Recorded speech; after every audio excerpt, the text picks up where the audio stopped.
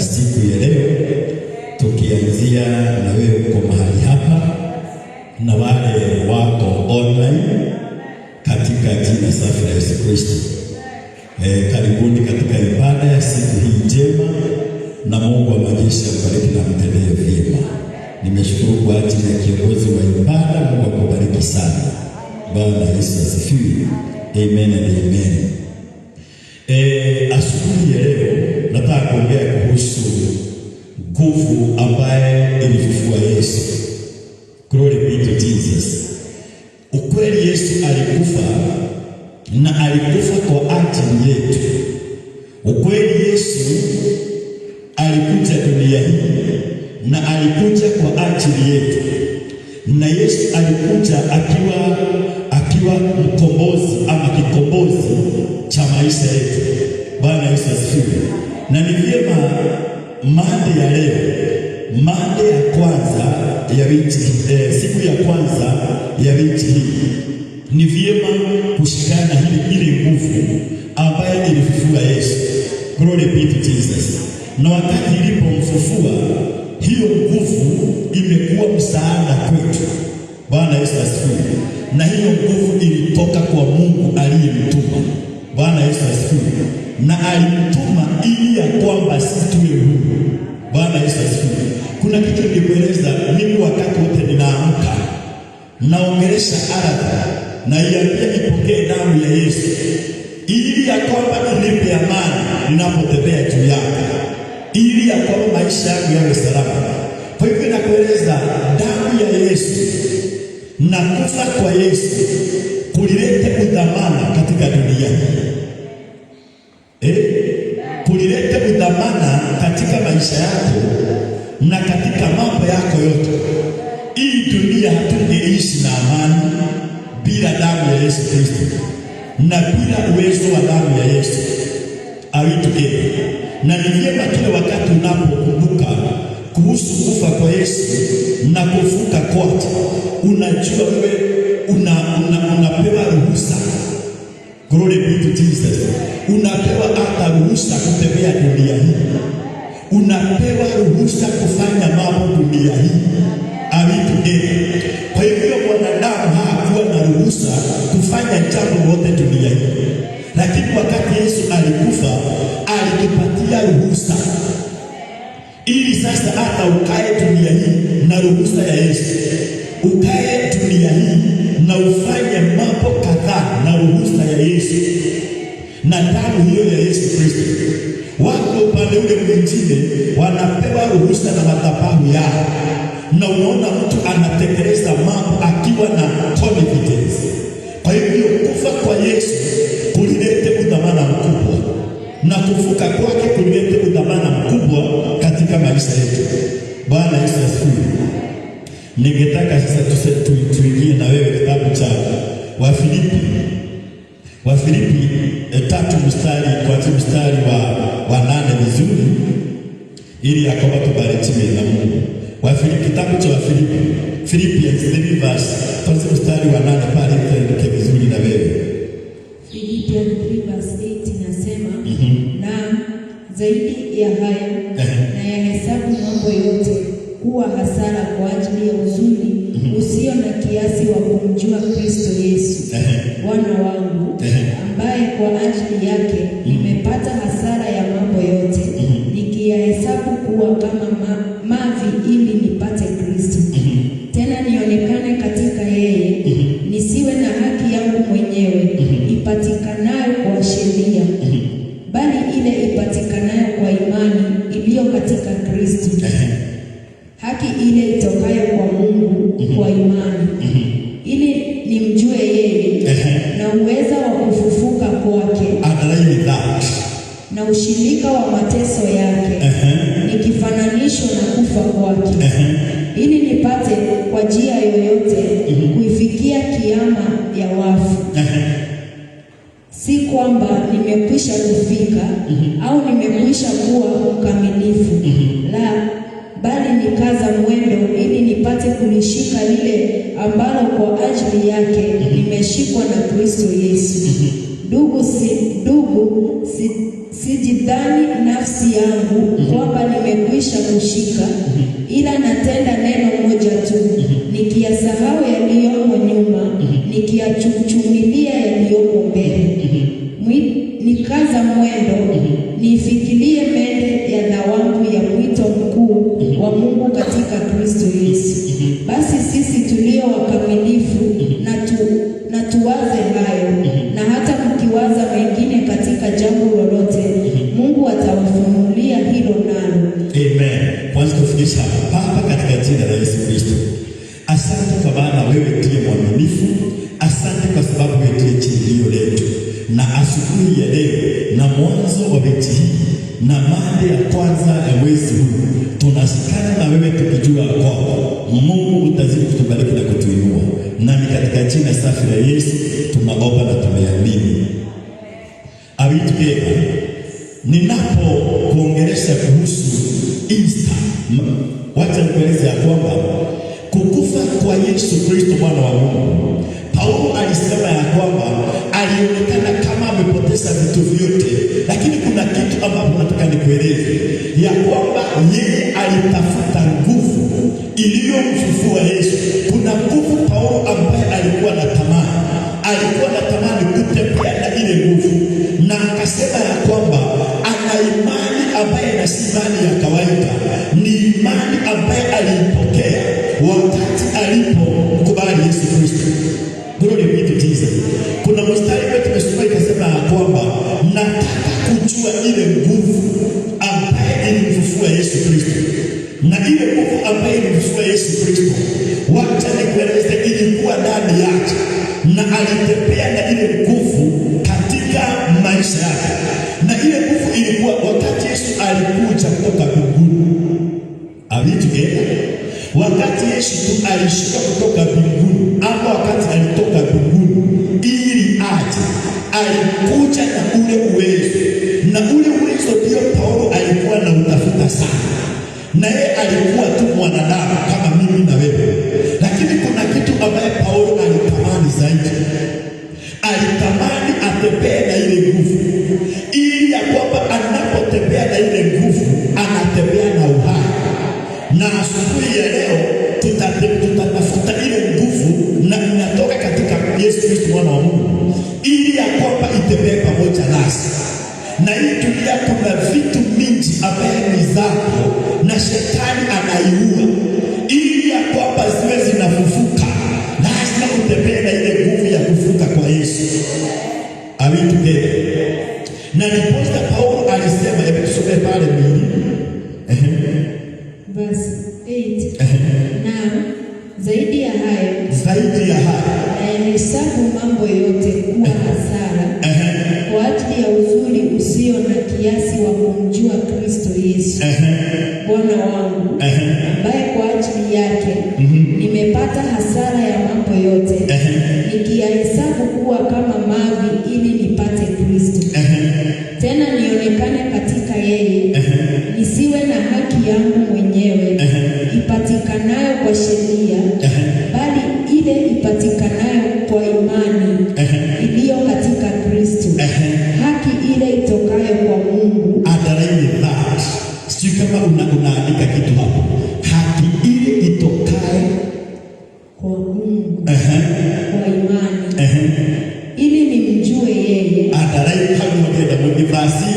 Verse 10 inasema namna gani? Ili nimjue yeye. Ili nimjue. Mambo mengine yote niliona kama ni bure kwangu, lakini kitu ambacho nilitaka kujua ni mjue yeye. Verse 10, tusomee vizuri. Ili nimjue yeye na uweza wa kufufuka kwake. Hapo ndipo nataka tusikane na wewe. Bwana Yesu asifiwe. Na hii jambo hili kusaidia Paulo sana kumjua Yesu Kristo zaidi na kujua ile nguvu ambayo ilimfufua. Glory be to Jesus. Are we together? Hii ndiyo ilimsaidia zaidi. Mstari wa 10, ili mjue yeye na uwezo wa kufuka kwake. Asubuhi ya leo tutapokea kumjua yeye. Tukipokea kumjua yeye na tujue ile nguvu ambaye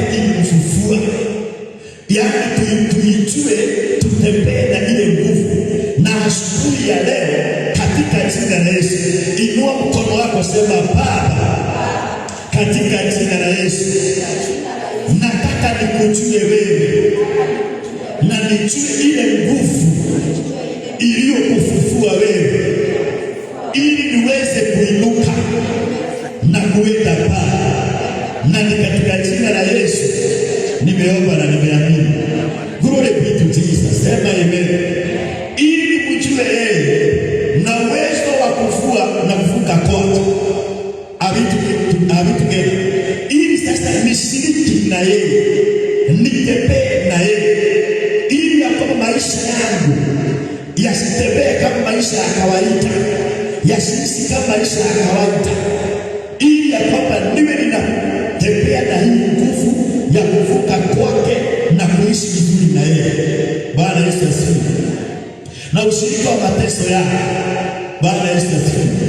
Ili ya kwamba maisha haya ninapounganishwa na maisha ya Yesu Kristo, sitakuwa mtu wa kawaida. Tutaombelea haubiri. Ili nimjue yeye na uweza wa kufufuka kwake na ushirika wa mateso yake, nikifananishwa na kufa kwake, ili nipate kwa njia yoyote kuifikia kiama ya wafu.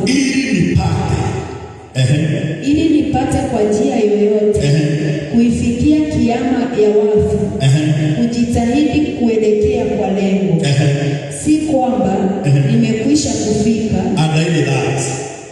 Na hata Paulo akasema kwamba hata wakati ninapofuata hiyo nguvu sioni kama nimefika. Tusomee hapo. Ili nipate, si kwamba nimekwisha kufika, si kwamba nimekwisha kufika au nimekwisha kuwa mkamilifu, la, bali nakaza mwendo, ili nipate kulishika lile ambalo kwa ajili yake nimeshikwa na Kristo Yesu. Imeshikwa na Yesu Kristo. Nimeshikwa na Kristo Yesu. Nimeshikwa na Kristo Yesu. Are we together with you? Kwa hivyo ile kitu Paulo alikuwa anashika zaidi na anatamani zaidi, aliona ya kwamba yeye hajafika, na hiyo ilimsaidia Paulo zaidi, na akaweza kufika level za juu zaidi. Are we together? Akaweza kufika katika kiwango, na ndiposa Paulo hata wakati aliumwa na nyoka hakuogopa kitu chochote, kwa maana yeye anatembea na uwezo wa kufa kwa Yesu na kufuka kwake. Bwana Yesu asifiwe. Hebu tusome kitabu cha the book of Acts 4 verse 33. Acts 4 verse 33 inasema, Umesema? Acts 4 verse 33 inasema, na mitume wakatoa ushuhuda wa kufufuka kwake Yesu. Na nani? Na mitume wakatoa ushuhuda wa kufufuka kwake Yesu kwa nguvu nyingi. Hapo nataka tusike vizuri. Tusomee ile mstari vizuri. Verse 33. Na mitume, kitabu cha Mitume ile mstari wa 33 inasema, Acts 4:33. Na mitume wakatoa ushuhuda. Na wewe unavaa utoe ushuhuda. Na mitume wakatoa ushuhuda wa kufufuka kwake Yesu. Wa kufufuka kwake Yesu. Kwa nguvu nyingi. Kwa nguvu nyingi. Hapo shika vizuri. Kwa nguvu nyingi. Na leo asubuhi ya leo tukiri na tushuhudie kufufuka kwa Yesu na nguvu nyingi, ili ya kwamba hizo nguvu isaidiane na sisi asubuhi ya leo. Glory be to Jesus. Na unapotembea na hiyo nguvu ya kufufuka kwa Yesu, anawagaya hiyo nguvu itakusaidia. So the Romans 8 verse 11 inasema, Romans 8 verse 11. Romans 8 verse 11 inasema lakini ikiwa roho yake yeye aliyemfufua Yesu katika wafu anakaa ndani yenu, yeye aliyemfufua Kristo Yesu underline that katika wafu. Tusomee vizuri pale Romans 8 verse 11. Romans 8 na ni Paulo alisema. Romans 8 verse 11 inasema lakini ikiwa roho yake yeye aliyemfufua Yesu katika wafu anakaa ndani yenu. Anakaa ndani ya nani? Ya mimi na wewe. Yeye aliyemfufua Kristo Yesu katika wafu ataiuisha na miili yenu. Ataifanya nini? Ataiuisha. Ataiuisha na miili yenu iliyo katika hali ya kufa kwa roho wake anayekaa ndani yenu. Verse 12. Basi kama ni hivyo, ndugu, tu wa deni, si wa mwili tuishi kwa kufuata mambo ya mwili. Glory be to Jesus. Hapa Paulo alisema ikiwa huyu ambaye alimfufua Yesu ako ndani yenu, nyinyi ambaye itakuwa namna gani? Tusome vizuri mbili tuisike vizuri katika andiko la Romans 8 verse 11 inasema lakini ikiwa roho yake tuko mstari wa 11 hebu tuanze mstari wa 10 pale inasema Romans 8 verse 10 na Kristo akiwa ndani yenu mwili wenu umekufa kwa sababu ya dhambi, bali roho yenu i hai kwa sababu ya haki. Lakini ikiwa roho yake yeye aliyemfufua Yesu katika wafu anakaa ndani yenu, na yeye aliyemfufua Kristo Yesu, yeye aliyemfufua Kristo Yesu katika wafu ataihuisha. Kwa hivyo sasa ataihuisha, yani ataleta hewa yako ama pumzi yako aitugea, ili ya kwamba na hiyo roho yenu iwe uhai. Glory be to Jesus. Kwa sababu ikiwa alimfufua Yesu, huyo aliyemfufua Yesu na ni Mungu Baba, atasaidia roho zenu na ziwe uhai. Hamutirajita. Tusomee tena mstari ule. Verse 11. Inasema lakini ikiwa roho yake yeye aliyemfufua Yesu katika wafu anakaa ndani yenu, anakaa ndani yangu. Kwa hivyo mimi huyu Yesu, huyu Mungu anakaa ndani yangu, na yeye tu alifufua Yesu Kristo, na yeye tu ako ndani yetu. Kwa hivyo atahuisha, yani ataiweka hewa yake, nguvu yake atainua. Kwa hivyo atainua roho yangu ili ya kwamba sasa nikae kama Yesu. Yeye aliyemfufua Kristo Yesu katika wafu ataihuisha na miili yenu. Na kimombo inasema namna gani? Kimombo, Kiswahili, in English mean. But if the spirit of him that raised upon Jesus from the dead dwell in you, he that raised up Christ from the dead shall also quicken your mortal bodies by his spirit that dwells in you. Si unaona leo katika jina la Yesu Mungu ataisaidia roho ya Bishop Hilda Njoroge iamke. Ataisaidia roho yako iamke.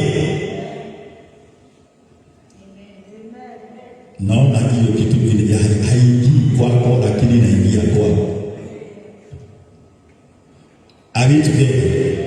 Tuendelee pale basi.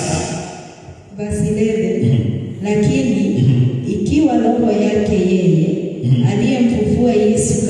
wafu anakaa ndani yenu.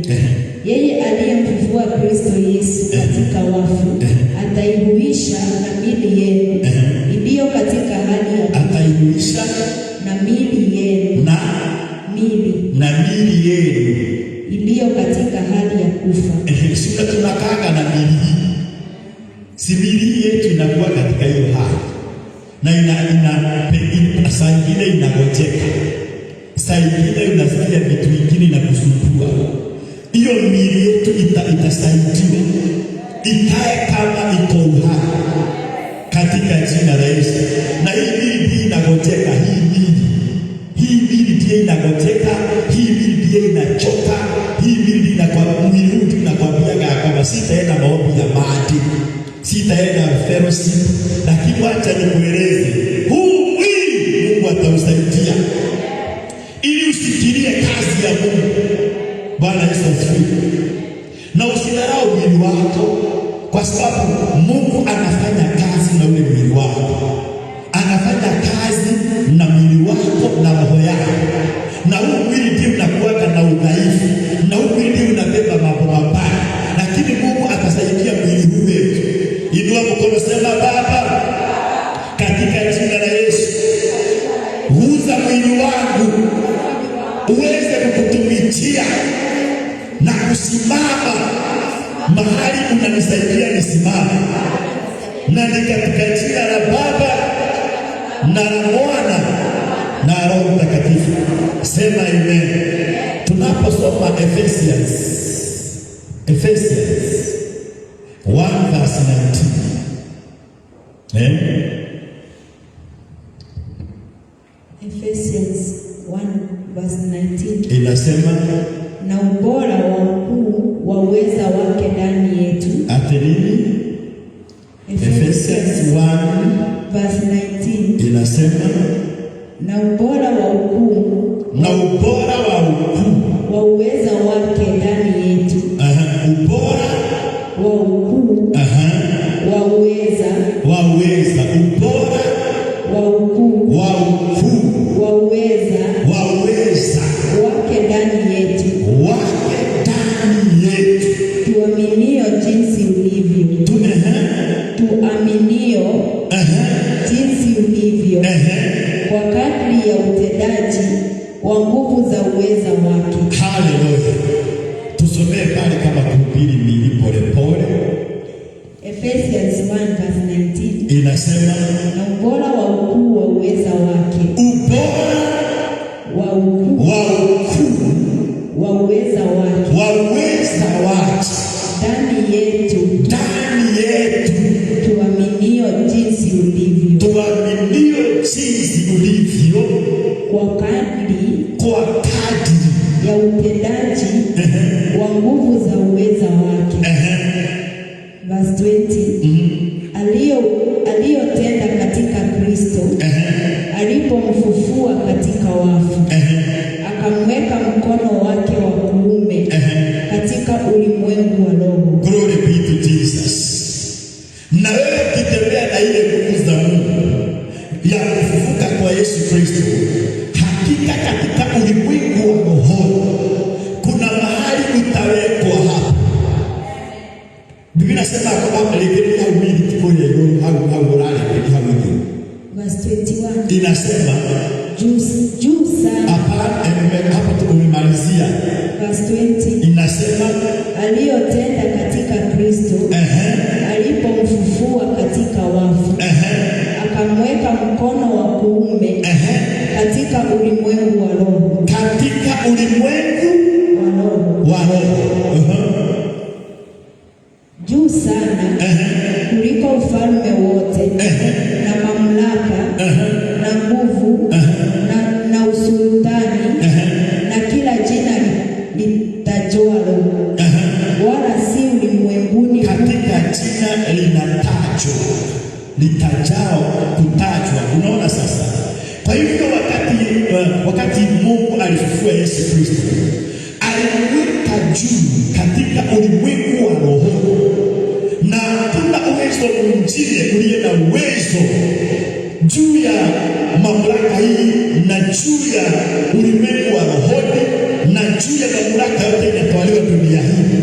Kwa hivyo tunapotembea na Yesu Kristo, sisi ni zaidi ya mamlaka yoyote dunia hii.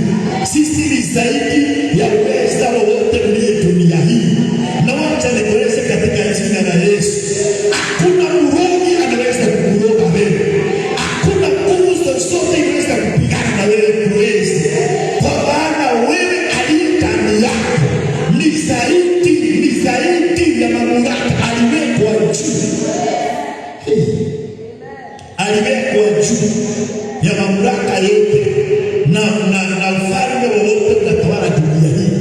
Kwa hivyo sasa katika jina la Yesu nataka nikueleze, tusome pale ili tumalizie vizuri.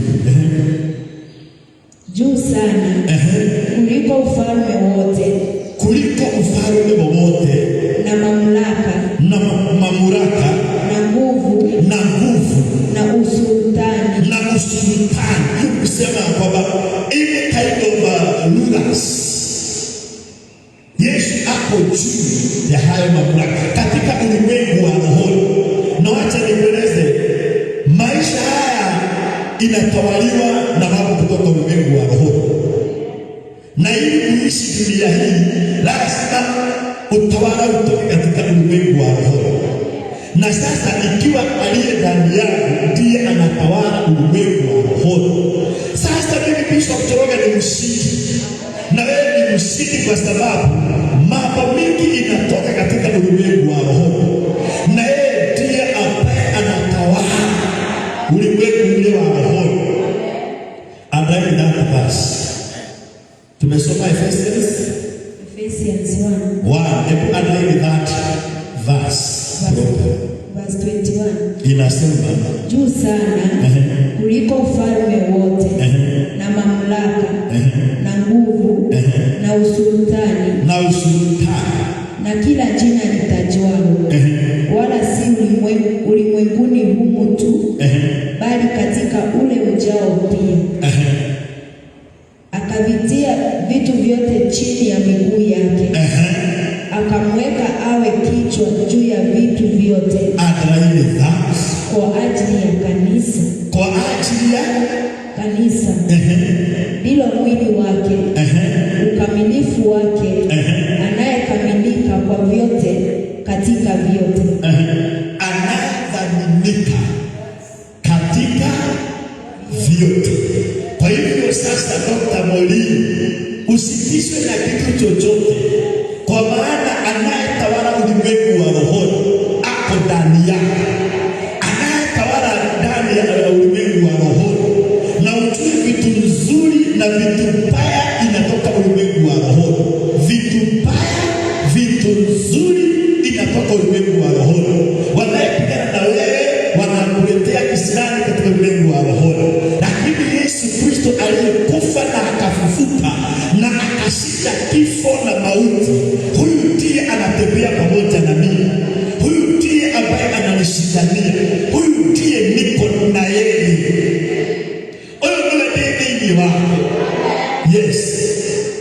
Huyu ndiye Bishop Njoroge anatembea naye. Huyu ndiye Bishop Njoroge anakueleza kuhusu. Bwana Yesu asifiwe.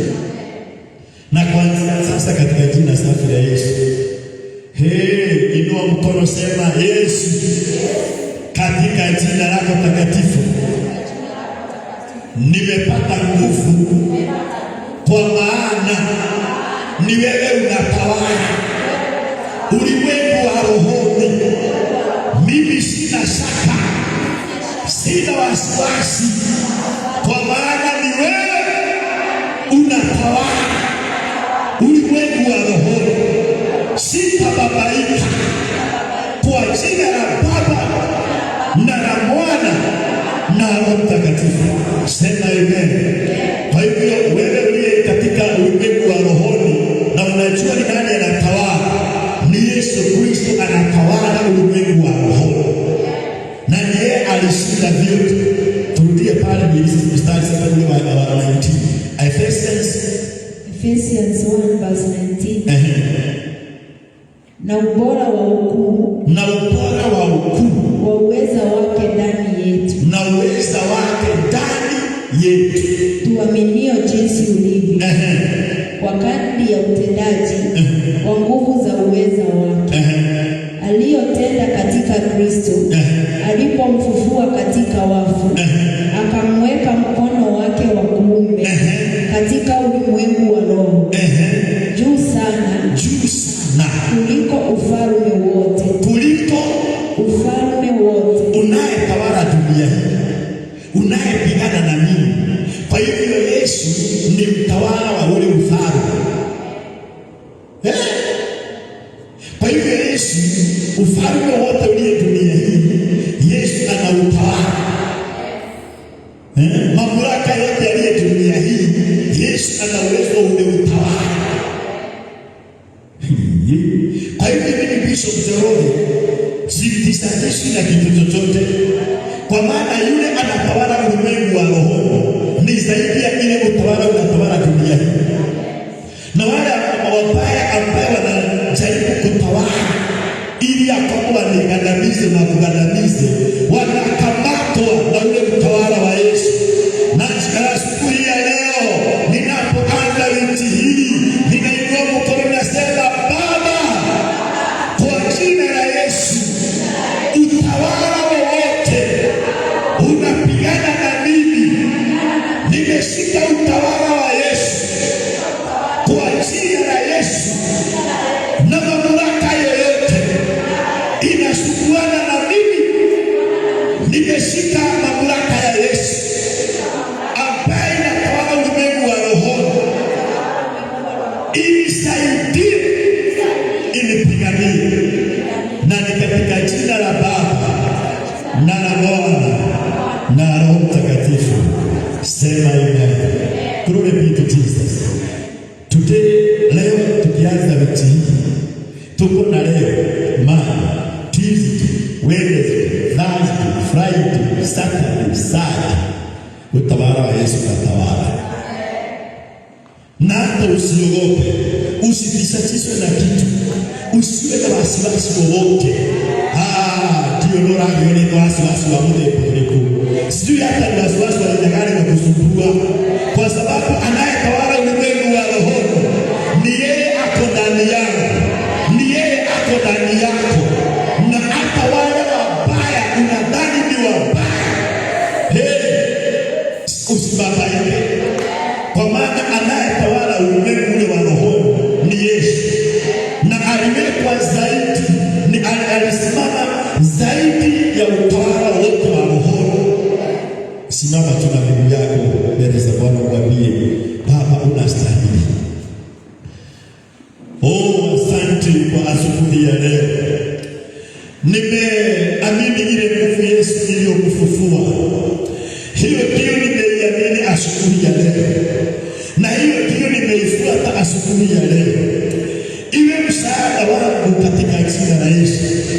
Tunaposimama Easter ya leo, Easter Monday ya leo, nikiselebrate kuhusu kufa kwako na kufuka kwako, nimejua ya kwamba katika ulimwengu wa roho ni wewe unatawala. Katika ulimwengu wa roho ni wewe unaweza yote. Katika ulimwengu wa roho, I thank you Lord.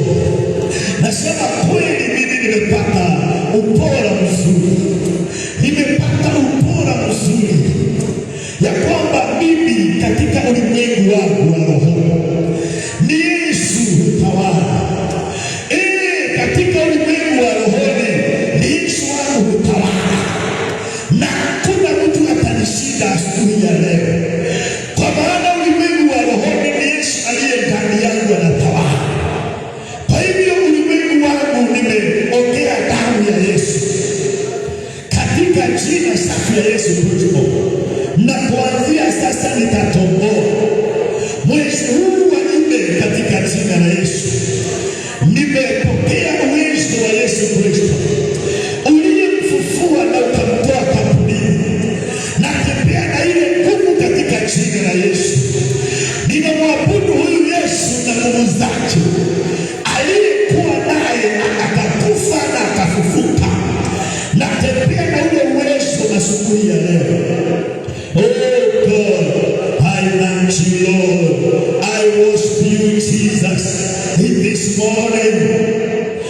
najiunganisha na ile nguvu, najiunganisha na ile nguvu asubuhi ya leo. Tunaomba asubuhi ya leo, tunapoanza asubuhi ya leo, tunapoanza mwanzo wa wiki hii, we have 7 days before us, na sasa tunajiweka mkononi mwako, tunashikana na wewe asubuhi ya leo, ili sasa uwe pamoja nasi katika jina la Yesu Kristo. Usiku na mchana, damu ya Yesu itawale ulimwengu wetu wa rohoni, maisha yetu, damu ya Yesu itawale. Kazini mwetu, damu ya Yesu itawale katika jina la Yesu Kristo, kwa maana wetu umeinuka zaidi katika ulimwengu wa rohoni. Hatungeweza vita hii, lakini Yesu uliinuliwa. Nashikana na wewe siku ya leo katika jina la Yesu Kristo, katika jina la Yesu Kristo, katika jina la Yesu Kristo. Ninasema ya kwamba wewe Yesu, wewe uliinuka, wewe tunashikana na wewe. Wale wanapigana na mimi katika ulimwengu wa rohoni hawataniweza, hawataniweza, hawataniweza. Wale wameinua madhabahu mabaya katika ulimwengu wa rohoni, Yesu Kristo ndiye ambaye ameinuliwa katika ulimwengu ule wa rohoni. Na sasa wachawi wote wale wanapigana na sisi, maana ya leo tunashika Yesu Kristo aliyeinuliwa katika ulimwengu wa rohoni. Na sasa katika jina la Yesu, rabababashata ritarararaka ya Jehova, najua vita yangu inatoka ulimwengu wa rohoni kwa wale ambao wananishambulia katika ulimwengu wa rohoni, lakini pale nimeweka damu ya Yesu, pale nimeweka damu ya Yesu, pale nimeweka damu ya Yesu, ili ya kwamba nisaidike katika jina la Yesu. Ni wengi wanaonipinga katika ulimwengu wangu wa rohoni, lakini mahali pale nimeweka damu ya Yesu, mahali pale nimeweka damu ya Yesu. Sitatawaliwa na ufalme mwingine katika ulimwengu wangu wa rohoni, sitatawaliwa na wale wanatawala na maneno yao, kwa sababu Yesu ameinuliwa juu zaidi katika ulimwengu wa rohoni. Asante kwa maana Baba unastahili. Tuinue mkono wetu tuseme, Baba, katika jina la Yesu, nimejua saa hii na nimeshikana na wewe, wewe Yesu uliyeinuliwa sana katika ulimwengu wa rohoni. Kuanzia sasa vita vyangu vya ulimwengu wa rohoni nimeishinda kwa ajili ya wewe Yesu uliyeinuliwa zaidi katika ulimwengu wa rohoni. Nisaidie wiki hii yote, miaka yangu yote, kwa jina la Yesu, kwa maana wewe ni mwaminifu. Na ni katika jina la Baba na la Mwana na Roho Mtakatifu nimeomba na nimeamini. Tuseme amen. Walio katika online, katika jina la Yesu Kristo, nataka nikutangazie katika ulimwengu wako wa roho, Yesu ameinuliwa pale ulimwengu wa roho. Na sasa pokea ushindi katika ulimwengu wa roho. Hakuna mtu atakupinga kuanzia sasa, wiki hii yote, maisha yako yote. Tumetangaza ya kwamba hakuna atakushinda katika jina la Baba na la Mwana na Roho Mtakatifu. Mungu akubariki na kutendea vizuri. Amen and amen and amen and amen.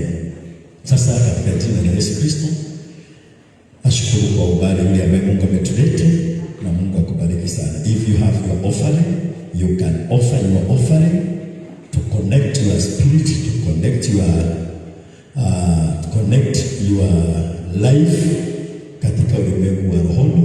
Ni vyema kutoa sadaka yako na Mungu atakubariki. Amen and amen. If you have your offering.